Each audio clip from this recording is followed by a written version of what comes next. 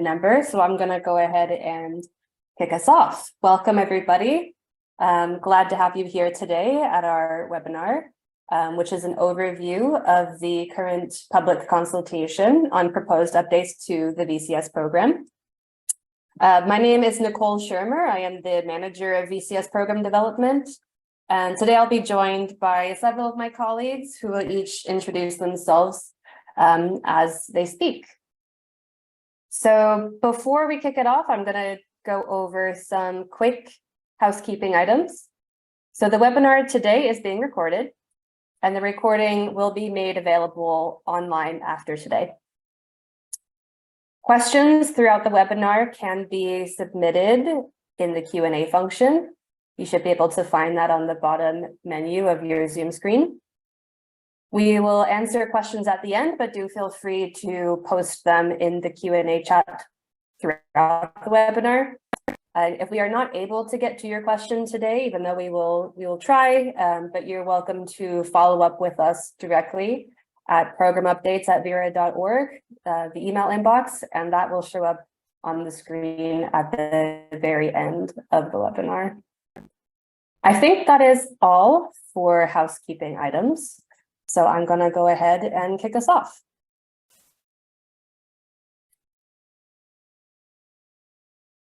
So the objective of today's webinar is to provide an overview of the public consultation on proposed updates to the VCS program, which was released on the 27th of June, 2023, and is active until the end of this month. The webinar objective is also to answer any stakeholder questions about the public consultation, how to participate, and any of the content.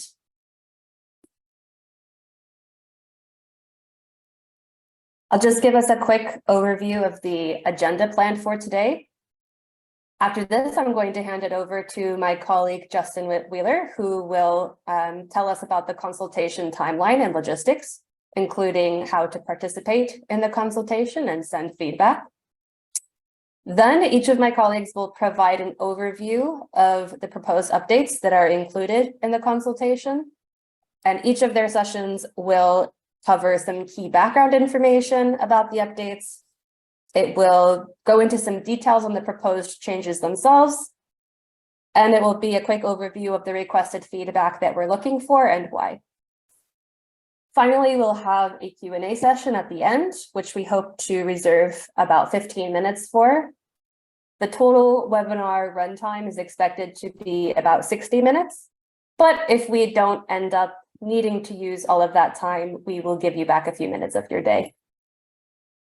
So I think that does it for the introductory slides, and I'm going to hand it over to Justin. Thanks, Nicole. And hi, everyone. My name is Justin Wheeler. I'm the Senior Director of VCS Program Development. So this is the overview of the timeline for this update. As Nicole just mentioned, the consultation was initiated on the 27th of June and runs until the 31st of this month. Today is the webinar, obviously. We have quite a quick turnaround for this update. So we are analyzing the responses as they come in, and we encourage you to submit your consultation responses as soon as you can. We're reviewing the comments and finalizing the proposals for a planned release in late August. The reason for that is August is the next deadline for CORSIA submission and evaluation, and the VCS has received conditional approval for the first phase compliance. We have full approval for the pilot phase. And we anticipate that these updates will enable full acceptance, and we want to get that done as soon as possible. Go to the next slide, Nicole.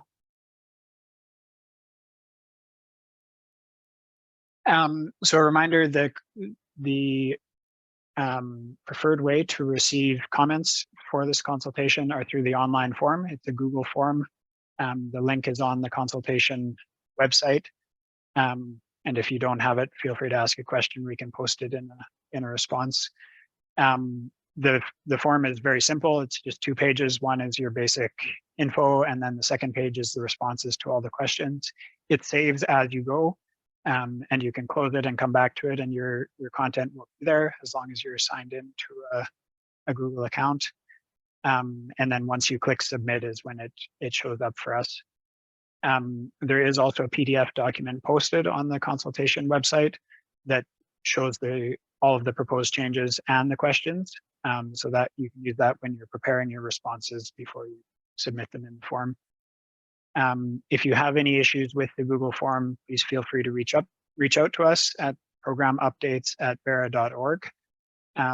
But please use the form if at all possible, especially because of the tight turnaround. It just helps us process the comments much more quickly. So here's a preview of the form. This is what you'll see once you click into the link. So it just gives some basic information about who you are filling it out. There's an option at the bottom of this list that lets you choose whether you would like your feedback to be shared with attribution to you and your organization, or to be shared anonymously. So feel free to make your choice. We do plan to publish all comments received, unless of course they're totally off topic or something like that. But any legitimate comments to the questions asked will be published, along with responses, potentially summary responses, depending if we get a lot of similar questions. So I'm sure many of you have used these types of forms before, but like I said, please feel free to reach out if you have questions to our program update inbox, programupdates@verra.org.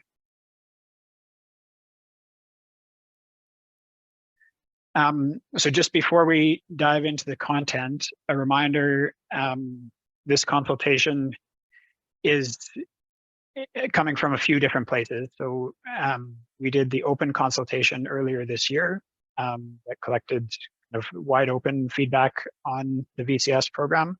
So some of the proposed updates do follow up from comments received. Some of them are follow-ups from internally identified updates that need to be made. So as we're reviewing projects or managing the system, we identify things that need to be updated. Some of the updates are completions of previously consulted updates, so you don't see those in the consultation doc or this webinar because they were previously consulted on, other than the NPRT, which we have a few further changes that we're consulting again on before we release it. And then the final purpose is, of course, to enable acceptance for CORSIA and ICVCM. So some of the updates come from the requirements from those organizations. So we can go to the next slide, and I'll hand it over to Anna to present an overview of the proposed updates to the safeguards. Thanks, Justin. Hi, everyone. My name is Anna Mortimer. I'm a senior program officer on the VCS program development team. So I'm going to speak a bit about the updates of VCS safeguards. So we have made some updates or proposed some updates to the VCS safeguards, including stakeholder engagement, which are related to the ICVCM criteria for the CCP label. We've also made a few additional updates. I want to touch briefly on the restructure of the safeguards. So if you look at the previous versions of the VCS standard, you will see just an overall safeguard section. We've now proposed to separate that into specifically safeguards and then stakeholder engagement. Because there is significant structure change, we've also in the consultation document highlighted the specific new proposed updates in green so that it's clear what is new in terms of new language versus what already existed within the standard. I want to also touch on that we believe that at this point in time, this is actually more of just an expansion of the concept of no net harm. So these concepts, these new safeguards, would we consider just part of the overall concept of no net harm, but they are for compliance with ICVCM criteria. Within the new updates, we have broken out safeguards to include risks to stakeholders in the environment, respect for human rights and equity, ecosystem health and property rights. Within stakeholder engagement, we have stakeholder engagement and consultation, free, prior, and informed consent, and public comments. We have also removed the heading of AFLU-specific safeguards as we have expanded all these safeguards to apply to all activity types. However, where there is a specific safeguard requirement that may not apply to your activity type, there will be the possibility or the option to report as not applicable. We have also added specific requirements related to the usage of invasive species and non-native species, including several new definitions, which we are looking for feedback on. Projects are now going to be required to demonstrate no negative impacts through a risk assessment where potential negative impacts exist. The project is going to now demonstrate mitigation activities to prevent said impact. Next slide, please. So here are the updated sections. As I mentioned, we now have 2 new sections. We have safeguards and stakeholder engagement rather than 1 safeguard section. Next slide, please. So the feedback that we are looking for on these updates, the proposed updates, is specifically the usability of these proposed updates, the new structure, whether or not separating out safeguards and stakeholder engagement makes sense, if the subheadings make sense, if the grouping of the updates makes sense. Any resources or guidance that Verra could provide to VVBs and project proponents that are now applying these proposed updates and then assessing them. Any additional resources that Verra should review in improving the proposed updates, and then any additional safeguards that we could include or any way we could strengthen the proposed updates that have been drafted.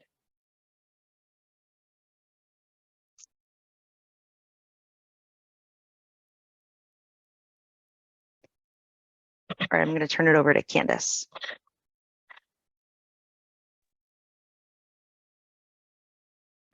Thanks, Anna. So I'm Candace Finke. I'm the Senior Director of Nature-Based Innovation at Verra.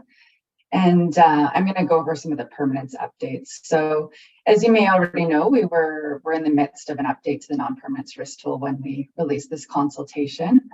That consultation, it was posted in February 2022, and it was primarily focused on updating the natural risk section to account for future impacts of climate change and sea level rise. And those changes are still moving forward, and an updated, fully digital version of the tool will be released in August. But while we were working on the final touches, there were a few additional items that we felt we should consult on, and that's why we posted these items for consultation in this proposed update. So there are several issues that the proposed update addresses. The first is it changes having an adaptive management plan from a mitigation measure to a mandatory requirement. The reason for this is we feel that all projects should have a plan for identifying, assessing, and mitigating reversal risk factors, and that these plans should include a process for monitoring progress and adjusting as needed. And then second, it introduces an added withholding for projects that have previously failed to submit their loss reports at times. So right now, projects have up to 2 years to submit the report after the loss event is detected, but there isn't really a consequence for not following through on this, other than maybe being continuously pestered by us, and this has been a bit problematic. So we introduced this as a consequence for not meeting this timeline. And then third, it includes an added withholding for countries or jurisdictions with a history of state land or resource use intervention. And the reason for this is that there is an added permanence risk if projects are terminated early due to government intervention. And then next, the net positive social and economic impacts mitigation measure under the stakeholder engagement section was removed. This is because this is basically an expectation of projects now, and therefore it doesn't make sense for it to be a mitigation measure anymore. And then last, we proposed increasing both the project longevity and minimum crediting period required for AFLU projects to 40 years. This is proposed to sort of increase the minimum amount of time that projects will be monitored actively. And then we also changed the formulas for calculating the project longevity withholding so that projects with longevity of less than 100 years cannot receive a 0 score. Next slide, please. So the impacted documents are the AFLU non-permanence risk tool and the VCS standard. In the non-permanence risk tool, the proposed changes are made in section 2.2, internal risks, and section 2.3, external risks. And then in the standard, section 3.2 on AFLU specific matters, and section 3.9, project crediting period, have some proposed changes as well. Next slide, please. Okay, so we have several questions on these updates that we're hoping to get feedback on. First of all, we're wondering whether the withholdings for a country or jurisdiction with a history of national, subnational, or local government intervention in land or resource use are appropriate, and whether or not the value should be higher or lower if they're not. We're also wondering if we should increase the maximum external risk threshold in the non-permanence risk tool, which is currently set at 20 because of these proposed changes. The next question is whether or not we should add an extra withholding for projects that have experienced a past non-catastrophic, which under our definitions is an avoidable reversal, and if so, how much should that withholding be? And then we were also considering another alternative to increasing the minimum crediting period to 40 years. So we've posed that as a question.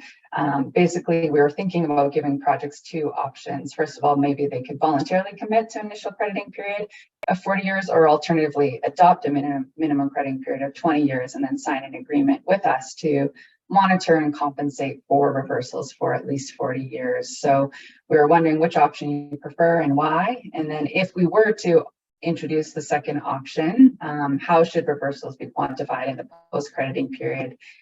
For example, should they be based on net accounting since the project entered its post-crediting period? And then if a reversal occurs, how should projects replenish the buffer pool? For example, project proponents could be required to provide credits from their other projects or purchase credits from the broader market. So those are some of the key questions that we had in relation to this agreement option. And then again, whether or not this should be different for unavoidable and avoidable reversals. And then last, we have a broader question about exploring non-permanence risk insurance. We know that some projects already have some types of insurance, and we're considering making this a requirement or an optional mitigation measure in the non-permanence risk tool. So we're wondering what people think of that. And I think that's it for me. So I will stop there, and I believe it's over to Ian next. Thanks, Candice. So my name is Ian Kawahara. I'm Director of Industrial and Energy Innovations here at Verra, and I'm going to be talking about two updates today. The first one is related to updates to requirements for project construction and upstream emissions. So the intent here is to improve the quantification accuracy and overall integrity of the program, and it would be done by including emissions that currently are dismissed or excluded from project boundaries, in particular for industrial and energy or non-AFLU projects. But it is a program-wide update that we're considering. So the revision is considering emissions when they're not approximately equivalent between the baseline and project scenarios. So that's a key distinction that I think we can make clear in any updates to the requirements. They're not de minimis, and I think we'll talk a little bit about that in the questions on the next slide. And then they may occur during or prior to the project start. And that's important because it's a little bit of a novelty in the VCS to actually have including emissions upstream of or before the project start.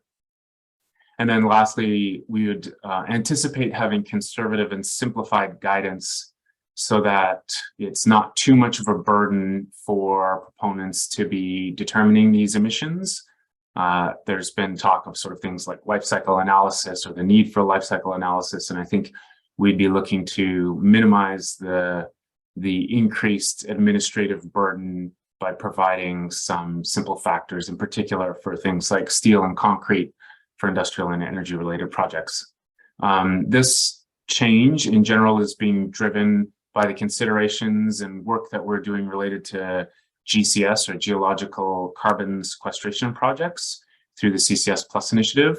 And it will be implemented most likely through changes in the VCS methodology requirement document.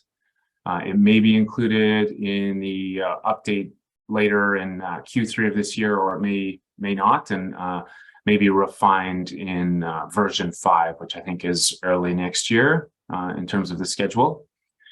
And I don't think any specific changes have been proposed yet. The consultation document did include commentary around moving one requirement from an AFLU section to the more general section, which I think is part and parcel of this change. but we're still thinking about how to go about this and interested in understanding what comments or concerns stakeholders have, hence the consultation. So next slide, please. So here we've got a number of questions related to this. As you can see, we're very curious. I won't read them all. I'll just highlight a few. These are identical to what was proposed in the public consultation document itself on the PDF, so you can revisit these later on the website if you're interested. But in particular, number 2 is interesting. We're very curious and eager to get insight about what conditions might make this more or less relevant, and how can we help refine or constrain the burden and or benefits to these changes. So conditions are very important to us, and we've been thinking about it.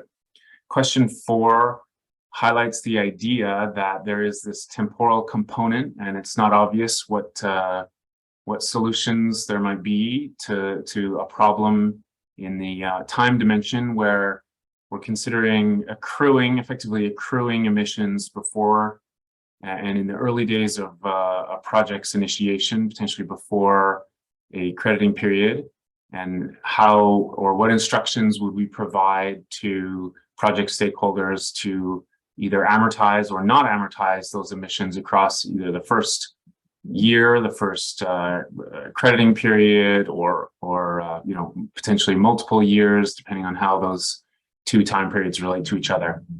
And then finally, question 7, I'll highlight. AFLU has a de minimis threshold suggested to be 5%, and we're curious whether that is appropriate, extended across all project types, and in particular with the emphasis on upstream and construction emissions. So that is all I'll say about the questions there, I think. Next slide, please. Great. So this is the second update I'll be talking about. It's related to revising the methodology revision process, and in particular related to a standardized approach for assessing additionality, the activity penetration approach. So under the current rules for additionality, you're allowed to develop a standardized approach for assessing additionality, and there's a few options. Activity penetration is one, in which you assess the total market adoption potential of an activity, and then determine that the methodology, that the activity related to methodology is less than 5% of total activity penetration, and thus is additional, de facto additional for the term of the methodology. And that term is, when it expires, you periodically, or we periodically, have to review and potentially revise the methodology. And under the current rules, as is written in the text that's both black and struck through, you can see that as the activity penetration threshold is crossed for any methodology, that effectively inactivates that methodology for the rest of the time.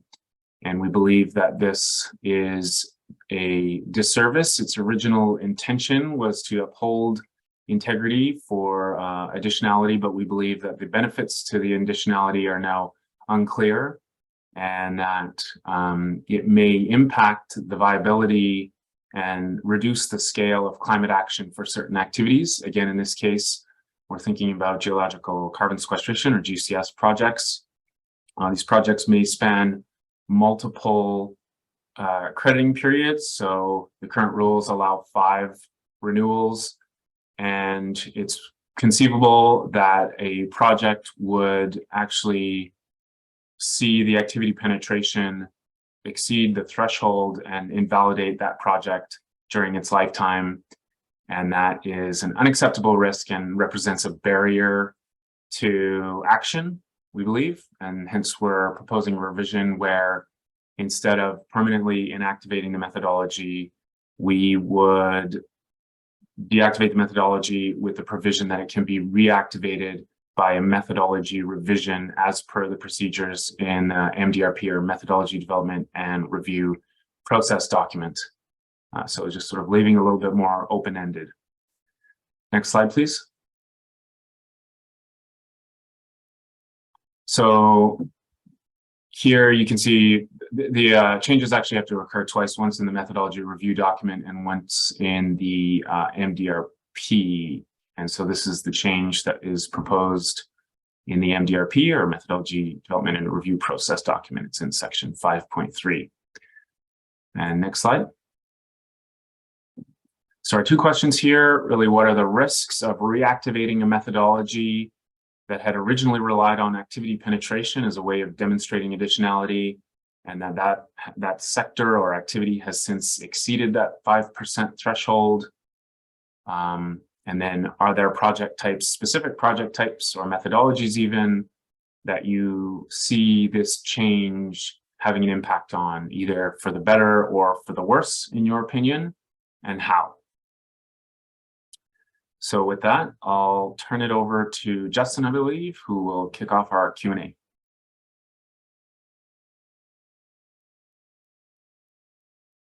Okay, thanks everyone for the questions. Some of them we're answering live, but we're going to read out a few here. Just a couple logistical ones that were answered in type but are maybe worth reiterating. So the comment period is open until the 31st. We will be accepting responses on the 31st, and we'll just go to midnight Eastern time on that day. So if you're in another time zone, you can adjust accordingly.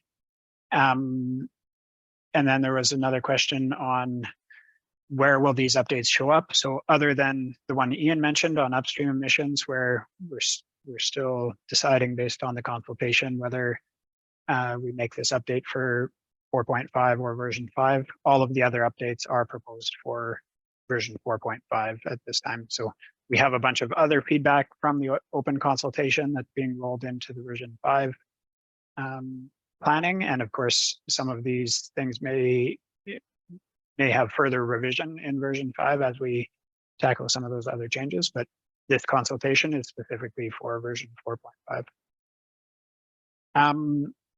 So the first question was on grandfathering for current projects.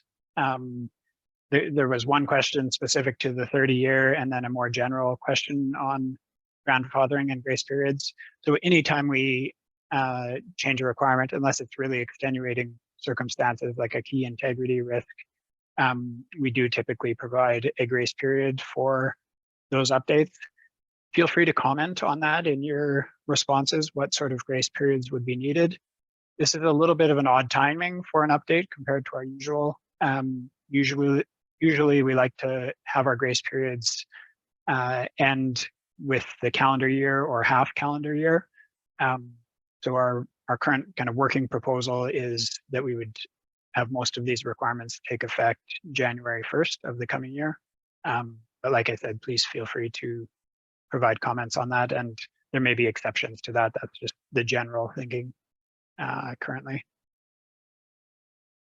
So I think we'll start with, there's a question related to agricultural and land management projects, Candace, about the training plan requirements and whether Verra will provide additional guidance or templates. Do you want to speak to that one? Yeah, I'm not sure actually which update or which requirement that's referring to. It's not in this update. I believe it's in the previous update in February 2022. And I believe what the question is referring to is one of the mitigation measures we have in that consultation that was giving an option if you sort of educate stakeholders to mitigate your risk. But I sent them a private message to try to clarify what it was referring to. Yeah. Okay, great. And then there's one on the SD updates and the implications for combined projects that are using CCB. Anna or Sinclair, do you want to speak to that? Sure, yeah. So the update shouldn't dramatically impact projects that are using both the CCB program and the VCS program. However, where there are requirements now included in the VCS program that are not covered by the CCB program, those projects will still be required to adhere to and report on those new VCS requirements. And we will be updating all of our program templates as usual for this update, including the combined templates. Okay, the next question was around longevity for Candace. So does the new project longevity need to be supported by contracts? If yes, this may become a challenge for smallholder projects. Speak to that. Yeah, I'm happy to answer that. And I think that question's asked 3 times in different ways in questions. So I think it's an important one. So the increase in project longevity and monitoring requirements does not require you to have contracts of equivalent duration with each individual landowner. So if you're implementing an aggregated project or a grouped project with multiple smallholders, we're not proposing that you need to have a 40-year contract with every individual landowner. What we're proposing is that the project proponent at the group level would be making this commitment, and then you would have to manage your project as a whole to ensure 40-year longevity.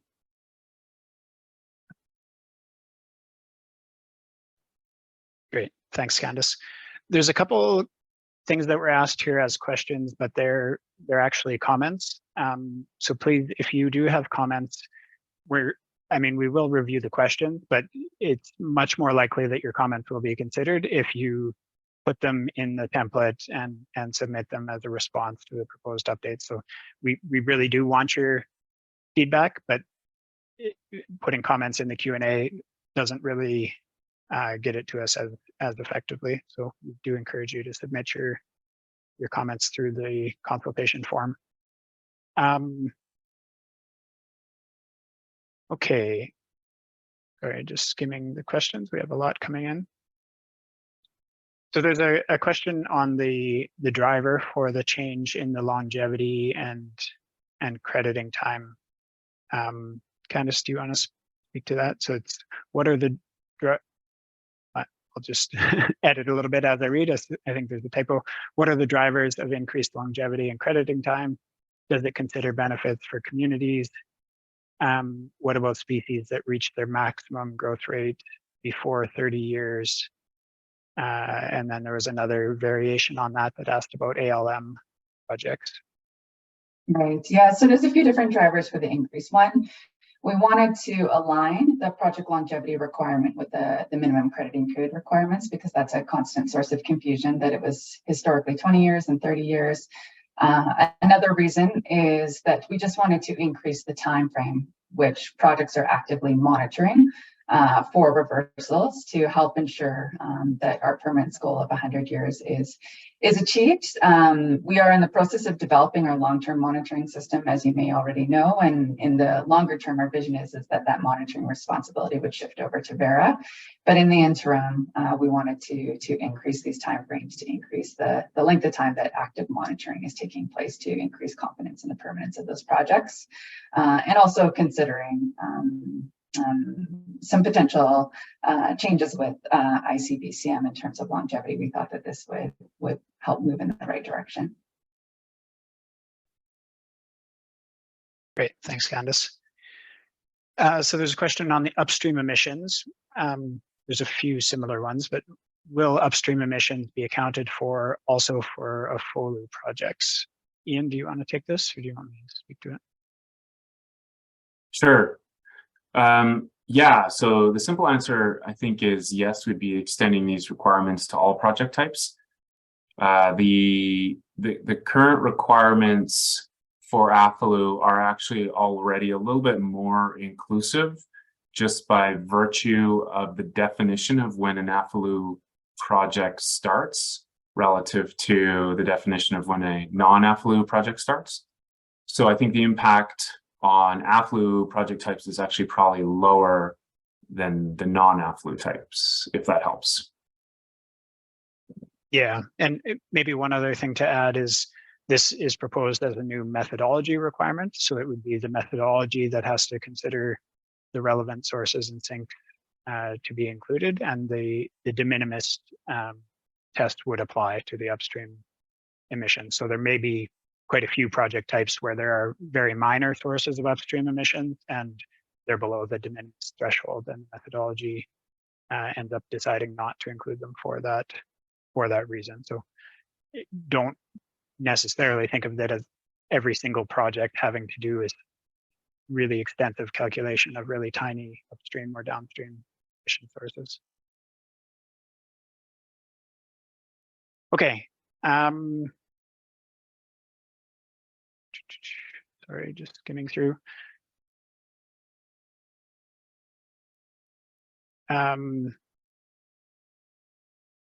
As the assessment of de minimis for upstream and construction emissions could be done during methodology development, would the existing methodology be updated with these requirements? So yeah, that's what I was just speaking to. Yes, this would be considered in the methodology development or updates. A couple more comments on the 40 years. So there's maybe a specific grace period question, but it's worth talking through as an example. If we plan to submit a PDD, a project description for the ARR methodology, the reforestation, revegetation methodology, at the end of 2023, beginning of 2024, do we need to include all of the approved changes to the VCS standard that will be published this August? So that'll depend on the timing of your planned registration request. But yeah, if you're going into 2024 when you're submitting for registration and validation, then some of these changes potentially will impact your project. But like I said, please feel free, especially if you have specific project examples where some of these changes might be particularly disruptive and you need a specific grace period, please include that in comment responses. Will there be guidance provided for WRC projects applying the sea level rise requirement in the new version of the NPRT before the updates to VM33 are finalized, since the existing methodologies already include quantification of GHG impacts from sea level rise? Oh, sorry, I'm a little slow. Looks like we answered that one live, or answered it in typing.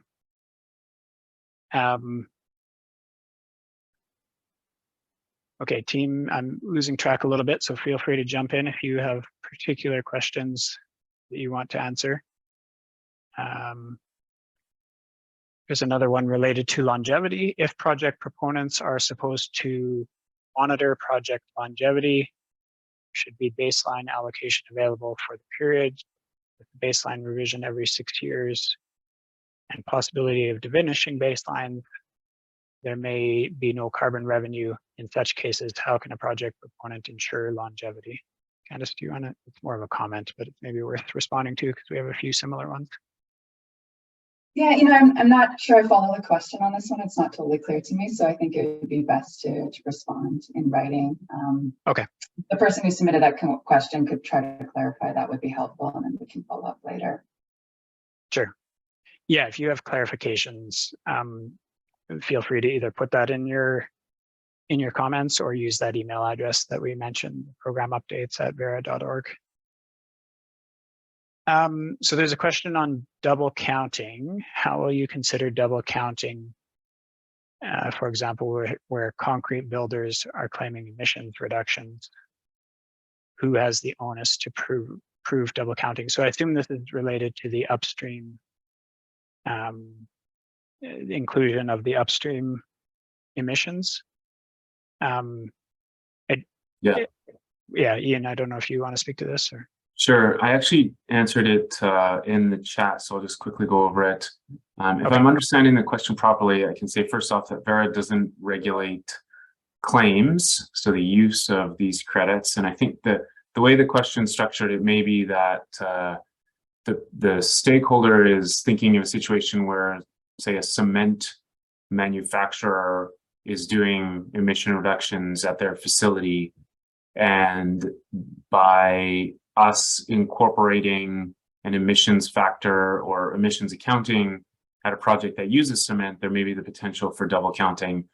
And as was stated, I think in the slides and maybe also in the public consultation document, we're proposing simplified and conservative, perhaps that wasn't stated, guidance in the final version of this where we wouldn't be allowing proponents to take credit for emission reduction activities that are occurring sort of upstream and unrelated to their project activity.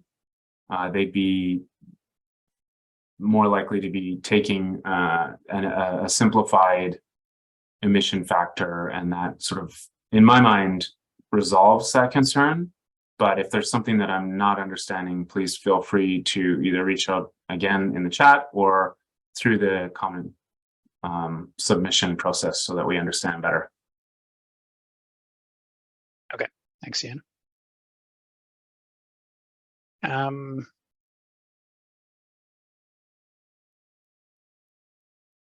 Can you please explain, so this is related to the options for longevity and extended crediting period. Can you please explain option B as it relates to signing an agreement with Verra? Candace, do you want to speak to that?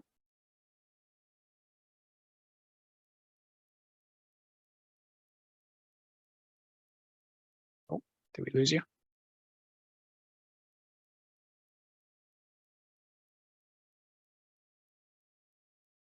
Okay. Well, I'll try, and Candace can jump in if I mess it up, if she's back. So the option is an alternative to extending the crediting period and longevity period to 40 years. So this is something that's done in a few other programs where basically people sign an agreement with Verra and demonstrate that they have a monitoring plan in place that meets that time. Oh, you're back, Candace. Do you want to add anything to that? No, that's exactly right. Yeah, so other systems such as CAR, I think if people are familiar with CAR, I believe they have a 100-year requirement where you sign an implementation agreement with CAR to monitor for 100 years.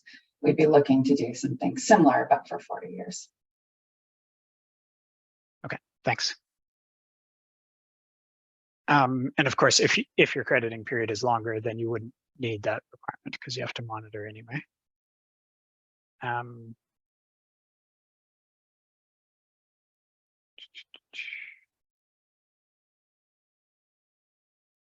So there's a question on the final proposed update, Ian. When you say you want to modify the additionality criteria to be more standardized, basically in terms of activity penetration, how do you really plan to accommodate all kinds of projects under a FOLU? And what about data sources and authentication for the positive list? So I think just looking for a little bit more detail on what this update means and which projects it applies to. Yeah, so in this case, the proposed change is to allow for methodologies to be revised after they've reached the 5% activity penetration threshold. So it's a methodology level of requirement, and the methodology would have previously been permanently inactivated, and with this change, we're allowing it to be revised. And so for AFLU methodologies that currently use the activity penetration approach for assessing additionality, if and when they reach that 5% threshold, instead of being permanently inactivated, they can now be revised. And so it's just an option for proponents who rely on that methodology to potentially be able to continue to rely on that methodology after the activity penetration threshold is reached. So I hope that's clear. I don't know if it answered your question. In terms of authenticating data sources, that process is part of the methodology review or revision, which is the same process, revision and review. And there's internal checks here at Verra, so the Verra review, and as well third-party VVB review. That's part of that process. And so this revision would be the same. Thanks, Ian.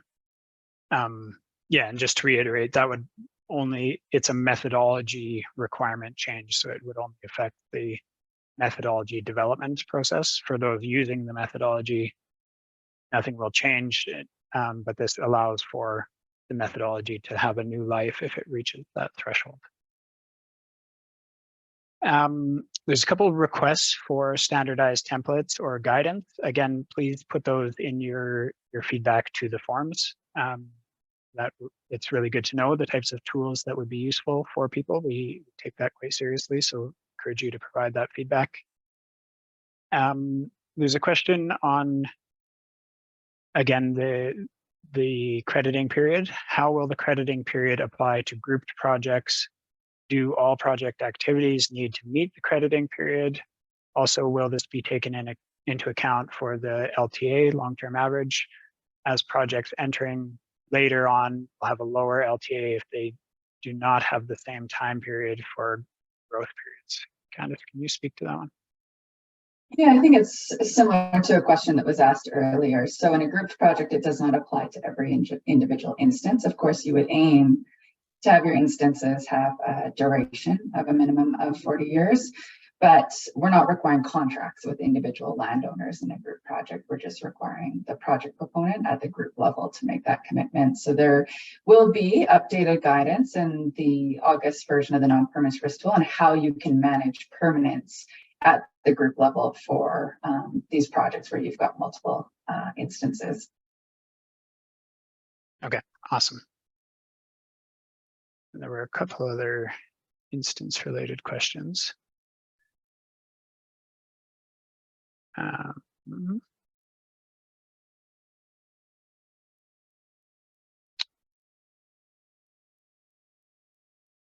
So yeah, team, feel free to, we're running low on time, so feel free to highlight any that you really think should be answered as we go through. In order to keep the conditions of the current standard version, should we be listing a project to the Verra registry?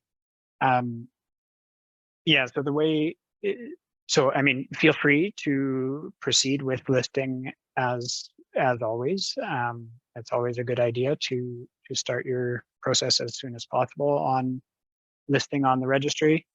It is true that for the grace period, if you're already in process on the registry, then you typically meet the grace period. So if you have a project that's close, but you haven't yet submitted your documents, planning to submit those as soon as possible would allow you to proceed under the current requirements and not be affected by these changing requirements until typically the crediting period.